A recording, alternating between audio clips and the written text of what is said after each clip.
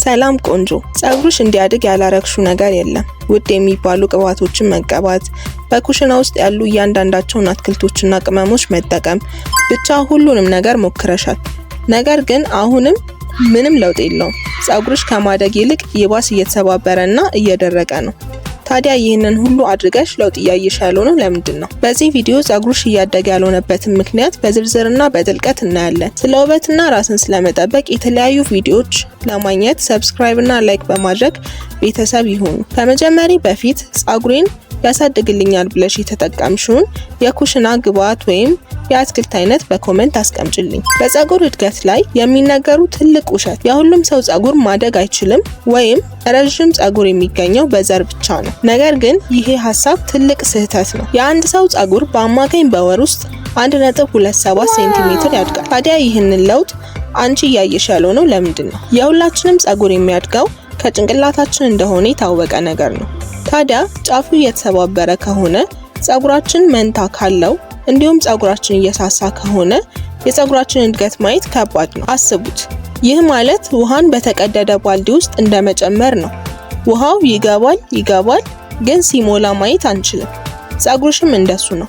ጸጉርሽ ያድጋል፣ ግን ለውጡን ማየት አትችይም። ጸጉርሽ የማያድግበት ምክንያቶች፣ አንደኛው ድርቀት። የደረቀ ጸጉር ደካማ ነው።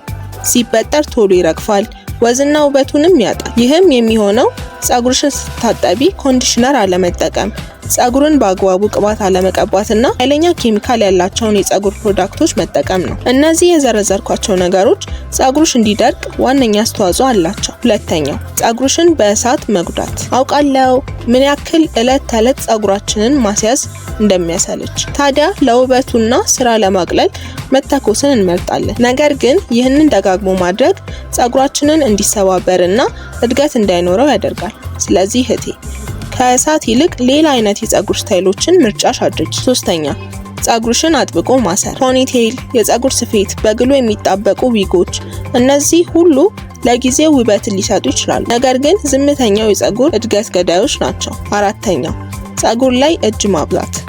ጸጉርን ከሚገባው በላይ ማበጠር፣ 10 ስታይሎችን መቀያየር፣ 10 መነካካት። እህቴ ጸጉርሽን ታዩ። ጸጉር ሲታው ለማደግና ለመተንፈስ እድልን ያገኛል። አምስተኛ ጸጉርን በኬሚካል መጉዳት። ጸጉርሽን ሪላክሰር ስታደርጊበት፣ ቀለም ሲቀባና ለማለስለስ አደገኛ ኬሚካሎችን ስታደርጊበት ይደርቃል፣ ይሰባበራል፣ እድገቱንም ማየት ያቅትሻል። ታዲያ ከላይ ከጠቀስኳቸው ልምዶች በተጨማሪ ጸጉርሽ ላይ እድገት እንዳታይ የሚያደርጉ የጭንቅላት ችግሮች አሉ። የጸጉርሽን ጫፍ መንከባከብ እንዳለ ሆኖ ስሩን ግን መርሳት የለብሽም። ምክንያቱም የጭንቅላት ጤናና እንክብካቤ ትልቁን ሚና ስለሚጫወት። ጸጉርሽን የሚያሳክክሽ ከሆነ፣ ጸጉርሽ በፎሮፎር የተጎዳ ከሆነ፣ አላስፈላጊ የሆነ የቅባት ክምችቶች ሲኖሩና ድርቀት ሲኖር የጸጉርሽን ለውጥ ማየት እንዳትችይ ያደርግሻል። የሚያምርና ጤነኛ ጸጉር እንዲኖርሽ ጭንቅላትሽ ጤነኛና ንጹህ መሆን አለበት።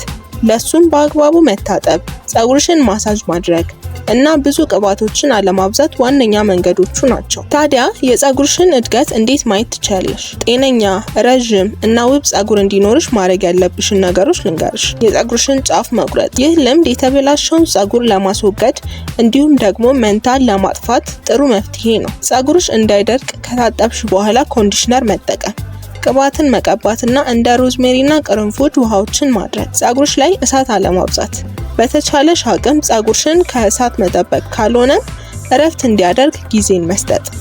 እናም በተጨማሪ እሳት በምታደርጊበት ጊዜ የእሳት መጠበቂያ ቅባቶችን መጠቀም። ስትተኚ ጸጉርሽን መጠበቅ።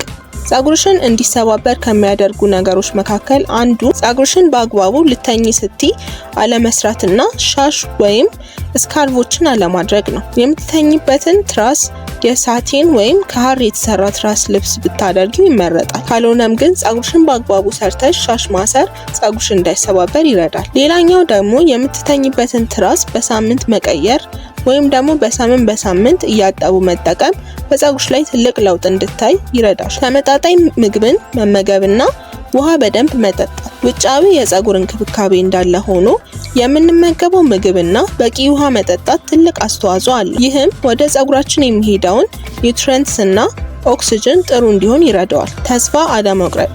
የጸጉር እድገት ትዕግስትን የሚጠይቅና ጊዜ የሚፈጅ ነገር ስለሆነ ሳንሰስት እና የሚገባውን እንክብካቤ በማድረግ ለውጥን ማየት እንችላለን። ራሳችንን ከጭንቀትና እንቅልፍ ከማጣት መጠበቅ። ጭንቀትና እንቅልፍ ማጣት ፀጉራችንን እንዲሰባበሩና ውበቱን እንዲያጣ የሚያደርጉ ነገሮች ናቸው። ታዲያ ራሳችንን ከነዚህ ነገር እና ከላይ ከጠቀስኳቸው ነገሮች መጠበቅ ይኖርብናል። የሁላችንም ፀጉር እያደገ ነው።